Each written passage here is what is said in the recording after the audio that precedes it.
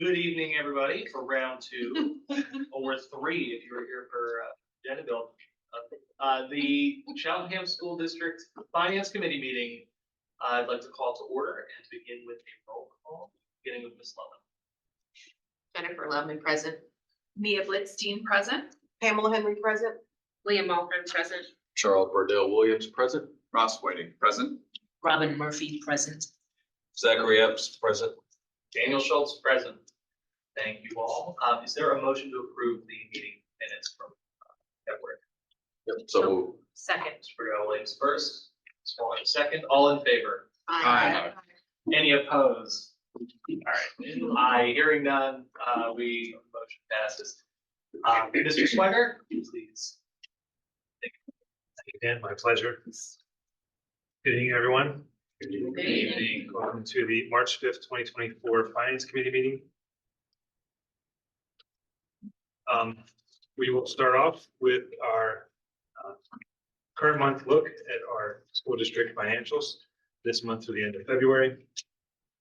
Sounding like a broken record, still a strong cash position as expected. Paying particular attention to our year-to-date revenues at 114 million for the year for 2024 versus 113 versus last year, and our expenditures, which are running slightly higher than last year, to the tune of 2.7 million, 76.7 million for 2024 versus 74 million for 2023 through the end of February.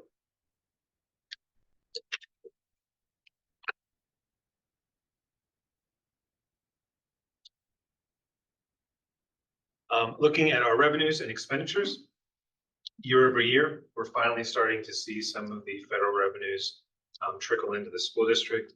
This number should very quickly catch up to the prior year and exceed the prior year by the end of the year. We have a lot of ESSER spending. We have a larger Title I allotment for 2024, and we pulled down some of our medical access money that's used for special education and supporting some special education programs. That's approximately $200,000 through the year to date. So that should help increase and pad the federal revenue number. On the state side, we had some state revenues come in just on March 1st, so they just missed the February cutoff. This decrease from year to year is nothing to be concerned about. On the expenditure side, we talked about that $2.7 million increase from year to year on the expenditure side. You can see already our special education costs are growing. That is anticipated. Not typically, a large portion of our special education costs are outside agencies and outside educational institutions. And every year they generally have a CPI or consumer price index adjustment. So this number is somewhat in line with the increased expectation with what we should see. We're also slightly ahead paying our charter school bills this year versus last year. So that's the reason for this $1.4 million increase.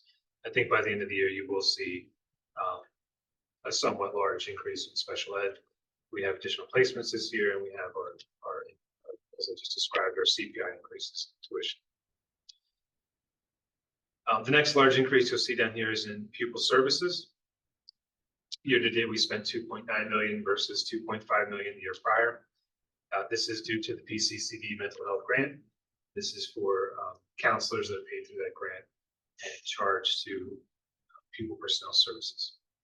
So I believe this grant is going to continue in this year's budget. It's again proposed. It's been in existence for the past 2 years. So this will be a trend. The difference is this year we got an additional allotment of $200,000 from the county for additional counselor support.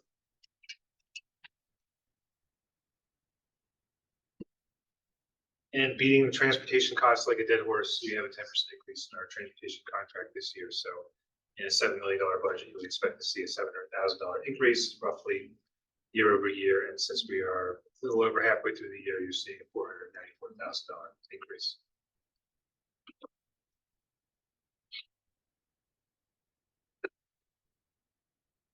Oh, I would just like to point out the debt service. I've been mentioning this every month, that this number would eventually come in line with last year, and finally we paid our February bills and it did so.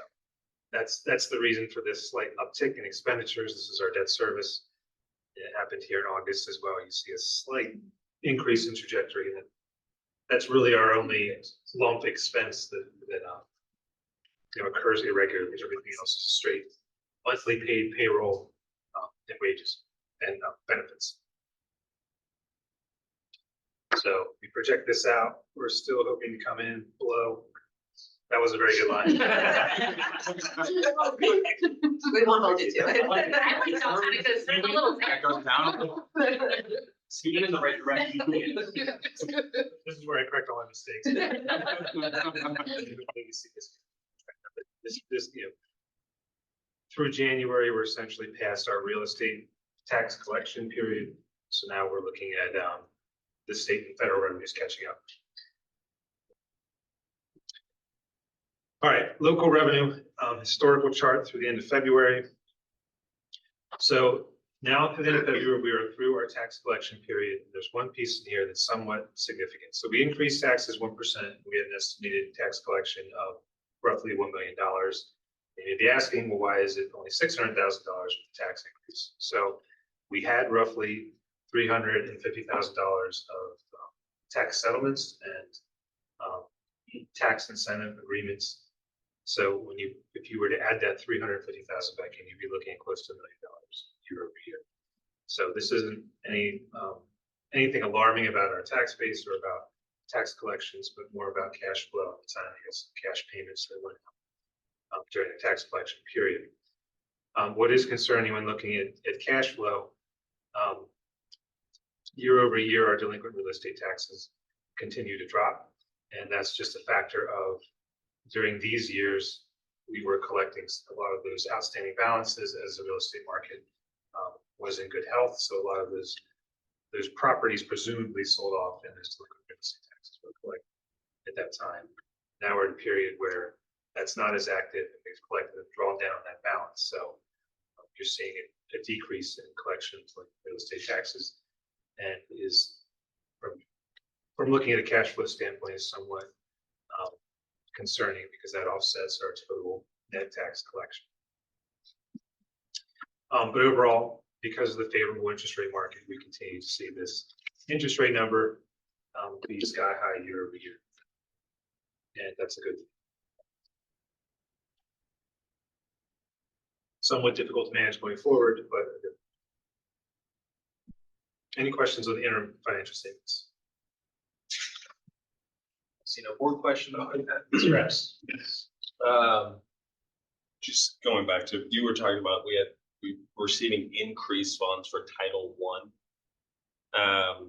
I recall from our presentation, 2 of the schools or 3 schools qualify for Title I right now? I know it's Cheltenham Elementary and Myers Elementary, and I believe Cedarbrook. And the Cedarbrook, right. So is that because of community factors? Because Title I's with economic, Yes. factors. So is that with community or the school district, or kind of what goes into The that? specific students that attend this. Specific students. Yeah. Okay, got it.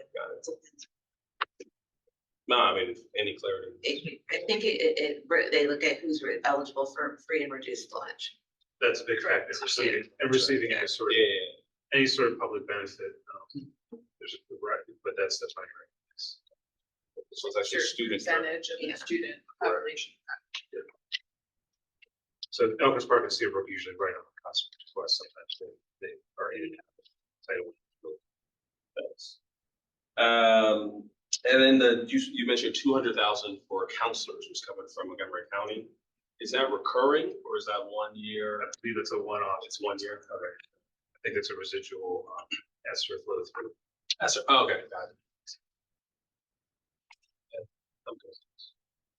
Any other board questions?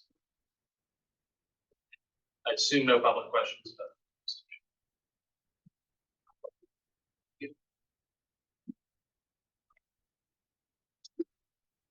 All right, so segue into ESSER. We had budgeted the final amount of ESSER to be received in 23-24 as we draw down this $6.9 million allotment of the core ESSER funds that were distributed to the school district. And we still have roughly $1.25 million left to spend not left to spend, some of it's been encumbered already, but left to be charged to our expenditures in the school district. So just an update on where we're at with ESSER spending. Over the summer, we have a planned Chromebook purchase that's going to be a large piece of this money. We also have the continuation of our smartboard installation in classrooms. This will be the retrofit of it in elementary school, and quite a bit of money is going to be spent on summer school and addressing learning loss and catching our students up with credit recovery or summer school tutoring.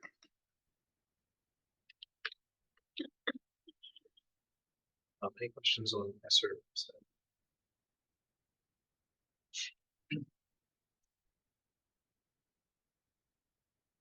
All right, I included the preliminary budget in this month's presentation because we went over it very quickly last month. I won't spend a ton of time on it, but I will go through it in case there are any questions or anything thought of after last month's presentation. So I'll just start off with the overall summary. Local revenue, the preliminary budget has a somewhat static revenue base. That's because as of now, there's no planned tax increase. Obviously, as more information comes in, that's when we decide whether that will be needed. On the state side, this number looks static. That's because when we drafted last year's preliminary budget, we didn't include any state allocations. Now that they have been locked in place, you can see the number, or I'm sorry, now that they've locked in place, we have $1 million increase, and that's largely due to the basic ed subsidy. On the federal side, 2.5 million roughly was for ESSER that is now gone. So this 1.3 million represents almost entirely Title I and medical access money. Medical access being added into our federal budget. So the medical access program is based on special education expenditures. It's run through the IU for every dollar we spend on particular special ed expenditures, primarily PCAs, personal care assistants, and paraprofessionals. We get a credit towards medical access money. We haven't implemented the money in the past. We have resources available. We should draw down and start using them for our programs. So Dr. Catrambone and myself met and discussed what that program would look like. It's already implemented. We've already started drawing down this. And as discussed last month, we're looking at a roughly $929,000 deficit and looking right now with the preliminary budget to fund it through our fund balance and our existing reserves.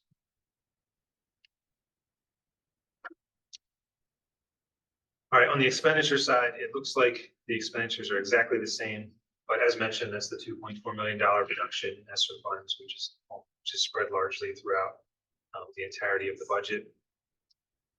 We have contractual increases in transportation, revenue of transportation costs. We had large ESSER purchases through technology, which is down here in central services. So you see the drop from 4.3 million to 2.8 million. And we have regularly scheduled increases in special education and somewhat of an increase here on well, not an increase. There is an increase in medical insurance, which is one of our largest increases for the year. That's kind of spread out through every function, not so much this piece. Highlighting revenue from year to year. Last year we had $132.5 million budgeted for revenue. This year we have 132.9. You can see we pulled the ESSER funding. We had increases to Title I funding. We locked in our state subsidies from last year and built them into the budget. And we also are increasing our interest income budget because current indications are that, unlike last year, that the Fed is not going to pull back on interest rates in the near term. So I feel safe in adding that to the budget. Planning on it, it would be right now to, given the size of interest income that the district is earning right now. And those are the highlights of the revenue side. I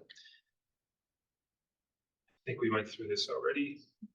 Oh, the $929,000 increase, if not funded through fund balance, is roughly a 1% increase in real estate taxes. And just for everyone's reference, our Act 1 index is 5.3.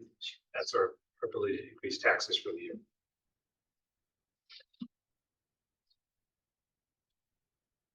This chart is somewhat helpful in showing that 71% of all of our revenue is locally driven from our tax base right here in Cheltenham Township.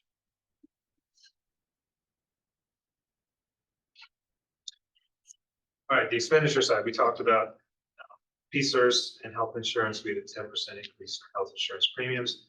Our health insurance premiums are roughly $10 million of prescriptions, so a 10% increase is roughly $1 billion, which is quite sizable.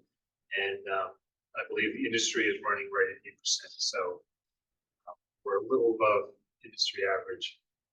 There are some things we're looking to save on our prescription costs. Keep that in mind going forward. Also on the expenditure side, we had some catching up to do with our substitutes budget. I believe the assumption was made in the past that we would fill vacancies and have less reliance on substitutes between teachers and paraprofessionals and custodians.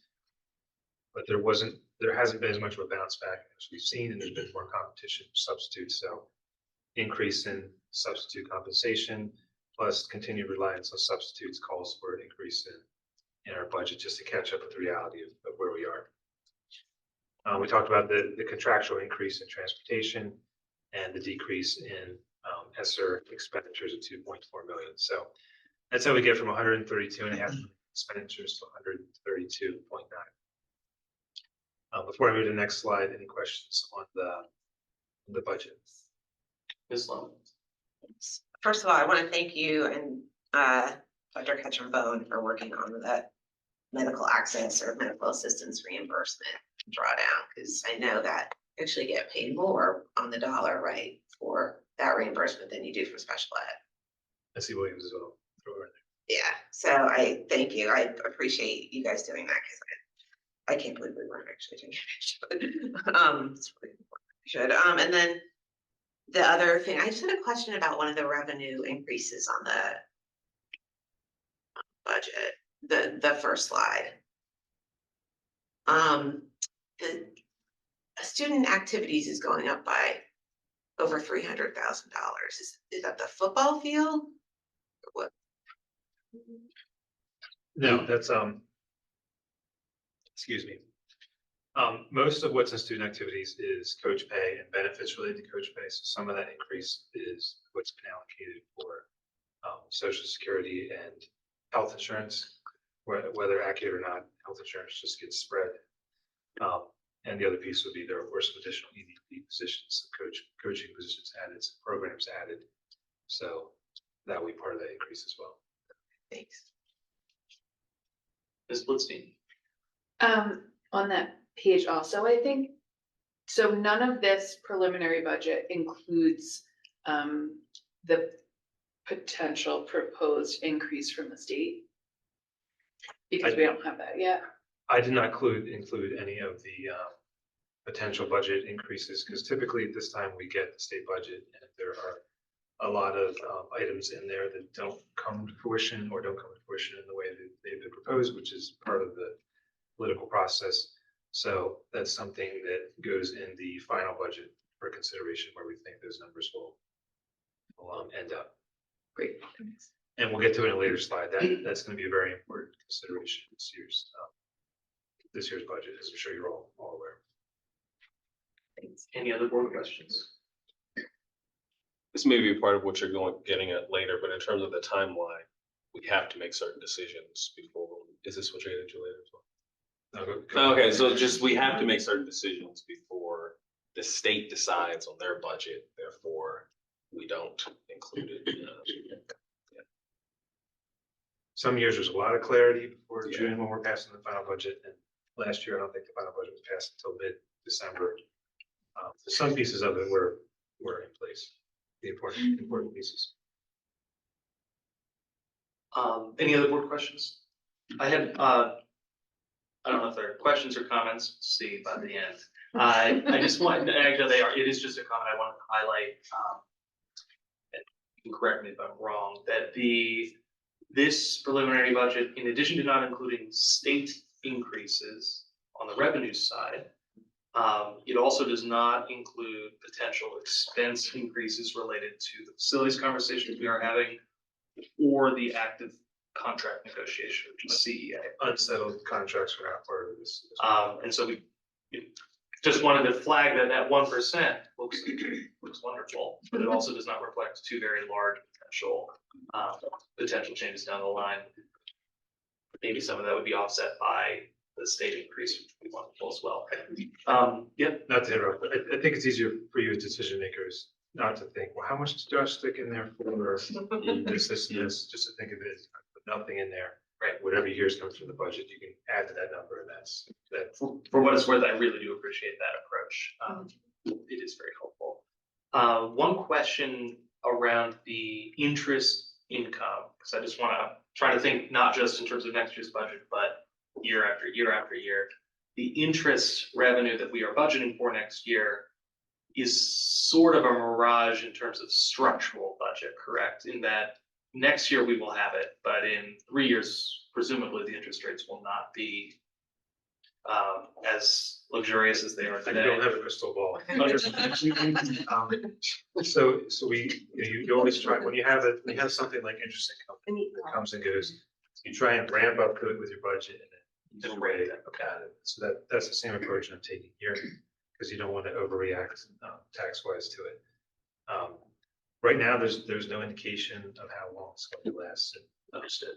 I believe that the last update was December, they're looking at maybe doing some sort of change, so that's well into next year, still earning at the same rate we're earning. And in addition to that, we have some investment vehicles that are extended beyond that already, so, we've kind of locked in.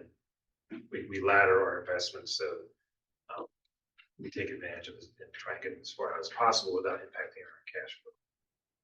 Thank you.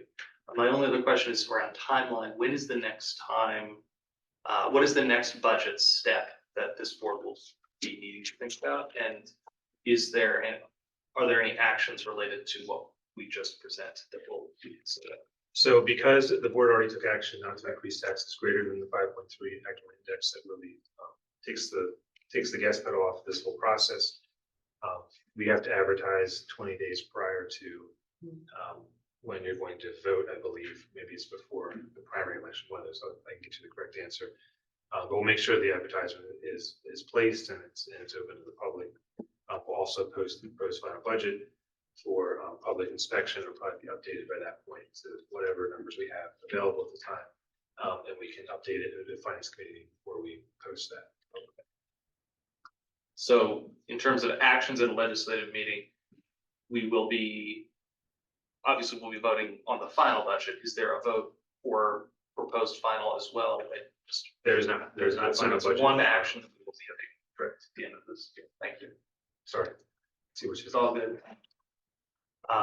Thank you very much. Are there any public questions? Nope.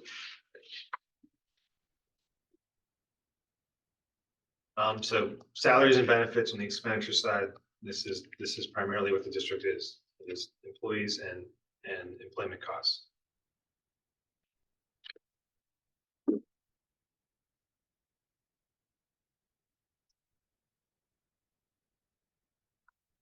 All right, I have a little bit of an update on the state budget. There hasn't been a tremendous amount of information that has come out since the last finance committee meeting. So referencing back to the basic ed subsidy and what the basic ed subsidy number is, the current proposal on the table has an increase of 2.2 million in a tax equity component of the basic ed subsidy, which would solve a lot of budget issues very quickly if that's the way the budget pans out. So obviously there, with the number of changes proposed by Governor Shapiro to the budget, it's something I almost weekly look for updates on, if not daily, just to keep abreast of what this is, what the basic educational subsidy is shaping up to be, what the special ed subsidy is shaping up to be, and any other grants that we rely on or use. It's looking a lot like the PCCD safety and mental health grants will return, and the school and environmental repairs project grants will return again for next year. It's also looking like the universal free breakfast will exist again, next year for the budget. One of the more controversial pieces of the budget is an $8,000 per student cyber charter cap. And that would account for roughly, for savings of roughly $960,000 to Cheltenham School District, should that be put in place. Most of our regular ed charter school students are cyber students. Any questions on the budget? Quick question about the, I know that's just proposed, but the regular, oh, it says regular ed, answer my own question, thank you. I had to say that loud. There's a separate formula, I believe, proposed for special ed, but it's, I don't know that it's been 100% released as to what it would be, so. But we would Yeah, expect spend that that would be $8,000. reduced as well, or we don't know. And it's better not to That's guess gonna- that, right, thank you. Talk about tying it to the tiers, because there's Yes. already, In the yeah, there's already, subsidy. right, there's tiers that prescribe tuition, and Yes. right now the cybers aren't required to follow those tiers, and so where the talk has been is requiring, This is, okay, thank you. which would result in savings. Which, right, Yes. I didn't see the need to, given the, I won't say unlikely, but Yes. probably unlikely nature of this, I didn't see the need to invest the time into calculating that piece. All right, next board meeting are some items for consideration. So we have some housekeeping, some bid items. We have 2 maintenance trucks we need to replace because of frame rot. The results of this came in at $55,261 per unit per truck. That includes a plow package and a plow attached to it as well. We also bid for a new security SUV to replace the existing one, and we had no responsive bids to that. From reaching out to many dealerships, there still quite isn't the rebound in the auto market for government fleet vehicles yet. We also issued a request for proposal for athletic field maintenance at the high school, and that is for weed control, seeding, and fertilization items that we don't yet have the equipment or the expertise to do. The bid run came in roughly at $15,000 lowest RFP, so it went from a bid to nothing at this point since we're below the quote. Since we're below the bid threshold, so this won't be required for board approval, but I thought the update was important. And last, the approval of 120 MacBooks for PBL classrooms at CHS and Cedar Brook, and approximately $180,000 for those. Any questions on the legislative items? Yes. Hi, just a couple questions about these, and I'm not sure if you can answer them. But this, the high school athletic field maintenance, is that just the football field? Is that all of our fields? Every grass athletic surface. Okay, I believe this quote does not include the stadium because of its planned replacement, okay. but given the low cost, we might have it just to keep it as in good a shape as possible. And would that also include like filling holes, like leveling up? No, That is- just these things. Okay. My other question is about what do we do? This, you may not be able to answer this now, which is fine. What do we do when we replace MacBooks, like for teachers and staff? What do we do with the MacBooks that they hand back in? I can get the answer. Okay. I assume we trade them in, but I don't want Okay. to say that and not know for sure. I'm just curious where they go. They evaporate. Sustainability. You've heard of it. I would, Any other board questions? Mr. F? Oh, go ahead. Mr. Bedelli? Yep. So, just a comment, I know we just through the conversations with the facilities committee, right, that the purchase of the 2 trucks, right, that represents like, additional replacements for some vehicles that I know we have already started the replacement process on, some years ago. So just kind of for context, I think it's important to note, right, that, obsolete equipment, is a part of our planning, right, and that these 2 are, I think there's a few more left, right? These 2 are specifically totaled because the cost to repair and inspection is greater than the value.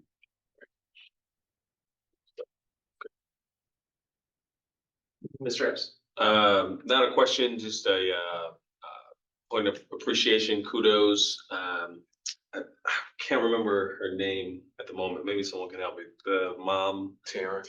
Yeah. So there were a few weeks, a few months that there were some questions, not just her, but there were some questions around just the quality of grass and feels like that. And so there was a promise, give us time. I'm looking at you, Mr. Holman, because you were the one saying it. Give us time, right? There's certain things that just needed even more than a year just to take root. And so we're seeing some of those things happening. And so appreciate that those wheels are in motion, that commitment is being on the way to being fulfilled. Thank you, Mr. Epps. Any other board comments? Seeing none, any questions from the public or comments? Just five of us. Are there any other agenda items? Or was this- I honestly wasn't sure. And a motion to adjourn? Ms. Henry, is there a second? Second. All in favor? Aye.